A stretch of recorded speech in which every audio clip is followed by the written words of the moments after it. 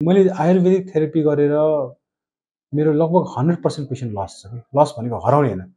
Patient जब म कहाँ फर्केर आउँछ नि, फैलिएर आउँछ। अहिले रियल प्रब्लम नेपालमा भनेको इन्डिया जाने होइन, आयुर्वेदिक थेरेपी हो। अहिले आयुर्वेदिकको इन्ट्रेस्टिङ कुरा के छ, उसले ग्यारेन्टी दिन्छ क्या, म ठिक पार्छु भनेर। अनि सस्तो पनि छैन। 1 महिनाको उपचार गर्दाखेरि आयुर्वेदिक औषधि झन्डै 50 देखि 60 हजार हुन्छ। तर सबै आयुर्वेदिक डाक्टर पनि नराम्रो। हाम्रो कीर्तिपुरमा आयुर्वेदिक हस्पिटल छ होइन, त्यहाँ चाहिँ नि क्यान्सर जस्तो देखियो भने हामी कहीँ पठाउँछ फेरि उनीहरूले। तर 90% अफ जुन आयुर्वेदिक प्र्याक्टिस गर्दा छ यिनीहरू साँच्चै डक्टर होइन, औषधि बेच्ने मात्रै काम हो। अनि उनीहरूले ग्यारेन्टी पनि दिन्छ। अनि 6 महिना 1 वर्षको ट्रिटमेन्ट गरेर त्यो फेल भएपछि एउटा बिरामीको 3 लाख 5 लाख 6 लाख खर्च भएपछि हामी कहाँ आउँदाखेरि लास्ट स्टेज भएर आउँछ। अहिलेको प्रब्लमै त्यही हो। पेसेन्टलाई चाहिँ नि अपरेसन हाम्रो मानसिकता के छ भने केही नगरिकन ठिक हुँ भनेर चाहिँ एउटा औषधि खाएर ठिक हुन पायो भने सोच सबै मेरो पनि त्यही हुन्छ होला।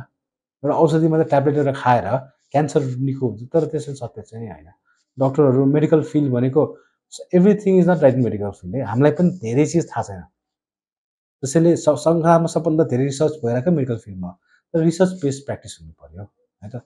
मेडिकल फिल्ड डक्टरले सबैलाई ठिक पार्न सक्दैन, पोसिबल पनि छैन।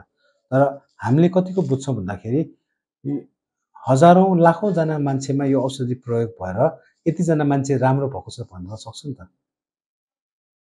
त्यो पार्ट चाहिँ सबभन्दा इम्पोर्टेन्ट हो। त्यसैले चाहिँ नि आफ्नो डक्टरसँग कुरा गर्नु होइन, डक्टर चित्त बुझ्यो भने चेन्ज गर्नु। हजुरले अफोर्ड गर्न सक्छ भने अमेरिका जाऊ, सिङ्गापुर जाऊ, त्यो इस्यु होइन। तर as a patient, as a बिरामी उसले आफ्नो राइट बुझ्नु पऱ्यो क्या। विदेशमा गएर 1 सप्ताह नबोल्ने होइन, नेपालमा आएर होइन डक्टरलाई चाहिँ जे मन लाग्छ त्यही गर भन्ने, फेरि ट्रस्ट पनि नगर्ने। त्यसैले अलिकति रिसर्च चाहिँ नि गर्नुपर्छ।